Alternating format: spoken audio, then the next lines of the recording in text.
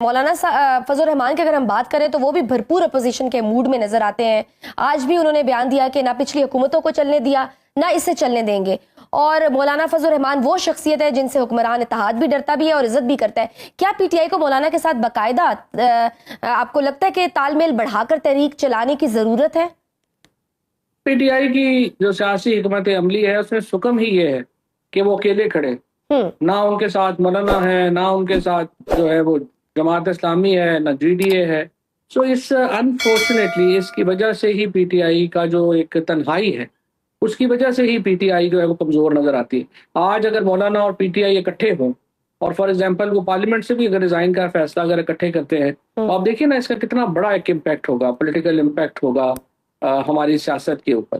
तो मेरे ख्याल में अनफॉर्चुनेटली मौलाना फजल रहमान के साथ जो अलायंस नहीं हो सका और उसमें 100% गलती पीटीआई की लीडरशिप की थी, जिसकी वजह से ये मामला जो है वो खराब। बट मौलाना साहब भी तो बेनिफिशियरी हो सकते हैं ना। अभी जो मखसूस नशिस्तों का फैसला आया है उनकी भी नशिस्तें बढ़ गई हैं, तो डोंट यू थिंक कि वो इस चीज़ का भरपूर फायदा उठाएंगे? आपने एक बयान में भी कहा कि अली मीन गंडापुर साहब को खुद रुखसत हो जाना चाहिए और जेयूआई की हमायत याफ्ता वजीर आला आना चाहिए। लेकिन फिर सवाल ये कि अमली तौर पर ये मुमकिन है क्या? जो फैसला साज है वो ये होने देंगे? देखिए बात यह है कि आपने तो अपनी हिकमत अमली बनानी है।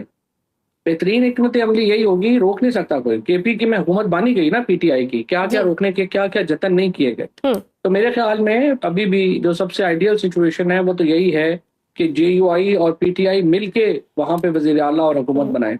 उसके नतीजे में एक स्टेबिलिटी आएगी केपी के अंदर भी एक, और उससे आपका वफाक में भी जो है वो कोऑपरेशन जो है वो कायम होगा। तो आई थिंक यही एक सबसे अच्छा सोल्यूशन जो है वो तो यही है। लेकिन बाकी अब जेयूआई को अगर सीटें नहीं मिलती तो वो पीपल्स पार्टी और नून को चली जाएंगी। जी बेहतर है कि जेयूआई ले ले, पीटीआई को तो उसकी सपोर्ट करनी चाहिए। और फिर सेनेट के जो इलेक्शन हैं केपी में जो होने हैं उसमें भी जरूरी है कि जेयूआई और पीटीआई इत्तेहाद करें आपस में। अनफॉर्चुनेटली पीटीआई में इस वक्त कोई लोग नहीं है जो कि ये बीड़ा उठा सकें, ये काम कर सकें। अदरवाइज ये काम बड़ा आसानी से हो सकता।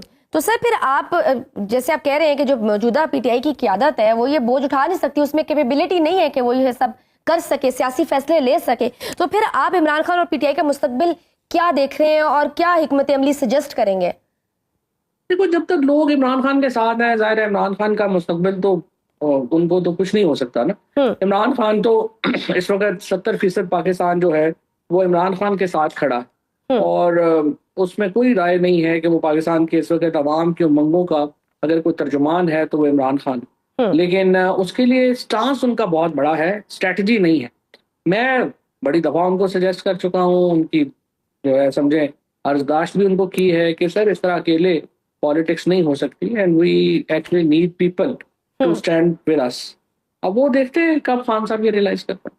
तो सर फिर क्या आखिर क्या वजह बाकायदा तौर पर आप जैसे सियासी रहनुमाओं को पीटीआई में वापसी का ऐलान क्यों नहीं किया जा रहा? Don't you think this is a high time कि आप जैसे लोग जो सियासी बसारत रखते हैं they should join it properly और ऑफिशियली और वो इसको लीड करें? आपकी पार्टी शमूलियत पे कौन रुकावट बन रहा है? हम तो पीटीआई का ही अपने आप को हिस्सा समझते हैं और हम इमरान खान का, हमारा दिल दुख रहा है जो इमरान खान साहब के साथ हो रहा है। लेकिन देखिए ना, हम तो चलो बाहर हैं, जो अंदर हैं 2.5 साल से शाह महमूद कुरैशी जेल में है, उनकी पार्टी में क्या सियासी हैसियत है? महमूद रशीद की क्या एडवाइस ली जाती है? एजाज चौधरी से पूछा जाता है कि क्या पार्टी की पोजीशन होनी चाहिए?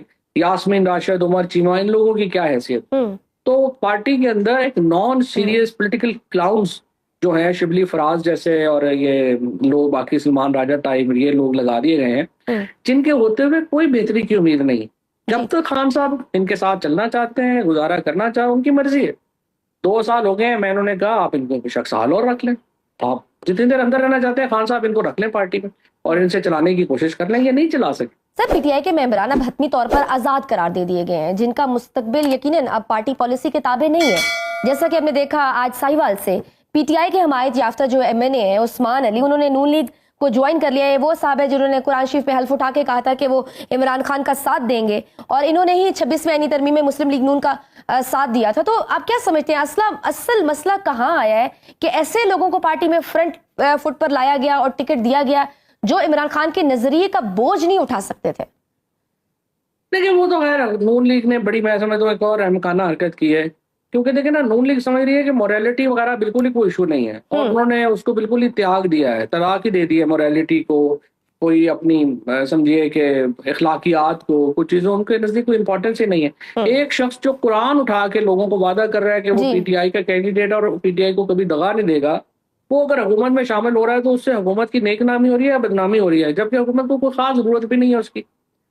मेरा ख्याल है कि नून लीग तो मुझे समझ नहीं आता कि अच्छे खासे उनमें अकलमंद लोग भी हैं, लेकिन बिल्कुल ही उनकी कोई इस वक्त उनकी अकल मारी गई है, क्या हुआ। दूसरा ये है कि ठीक है, दबाव भी होते हैं, चीजें भी होती हैं, और आपको उनके साथ जो है वो मैनेज करना होता है, चीजें आगे बढ़ानी होती हैं। पीटीआई का तो जाहिर है कि बहुत प्रेशर है लोगों के ऊपर, बड़ी चीजें हैं, बहुत लोग नहीं बर्दाश्त कर पाएंगे, बहुत लोग जो है वो हटे भी हैं, क्योंकि देखिए अल्टीमेटली लोग मिलिटेंट तो नहीं है ना। जी। पीटीआई की सबसे बड़ी प्रॉब्लम यही है कि they are not making that effort कि जिसमें उन्हें पॉलिटिकल स्पेस ले सकें। पॉलिटिकल स्पेस मिलेगी तो पीटीआई पॉलिटिक्स करेगी ना। अगर अगलों ने पॉलिटिकल स्पेस ही नहीं देनी और हर काम के ऊपर ही होना, तो पीटीआई ने क्या करना। सर, कुछ लोगों का हमें ख्याल तो है कि इस वक्त इमरान ये खान सोचना साहब है के कि पास शहबाज शरीफ नहीं है, जैसे नवाज शरीफ साहब के पास शहबाज शरीफ साहब थे, तो इमरान खान साहब के पास ऐसा कोई शख्स नहीं है जो दोनों तरफ से कोई मफाहमत कर सके, कोई दोनों तरफ से कोई राह हमवार कर सके। वैसे तो बात यह है कि इमरान खान, शहबाज शरीफ ने तो पूरी नून लीग को ही खत्म करवा दिया। ऐसी पॉलिटिक्स भी तो का क्या फायदा कि जिसके साथ आपकी पार्टी की, आपकी नस्लों की सियासत ही खत्म हो जाए। तो शहबाज शरीफ साहब ने तो वो काम किया। इमरान खान को तो देखे ना, पर्सनली उनको शहबाज शरीफ की जरूरत नहीं है। इमरान खान ने पर्सनली बाहर आना हो, वो कल कहेंगे जी मैं सियासत में अभी हिस्सा नहीं लेता, मैं मुल्क से बाहर चला जाता हूँ, इमरान खान कल बाहर आ जाएंगे, जो नवाज शरीफ ने काम किया था। तो ये तो देखिए ना, आप इमरान खान को हमें ट्रेस करना पड़ता है ना, जो दलेरी से, जिस हिम्मत से वो खड़े हुए हैं, और वो अपने स्टांस के ऊपर 1 इंच भी पीछे हटने को तैयार नहीं है। This is kind of the attitude Imran Khan has, इसीलिए वो इतना बड़े लीडर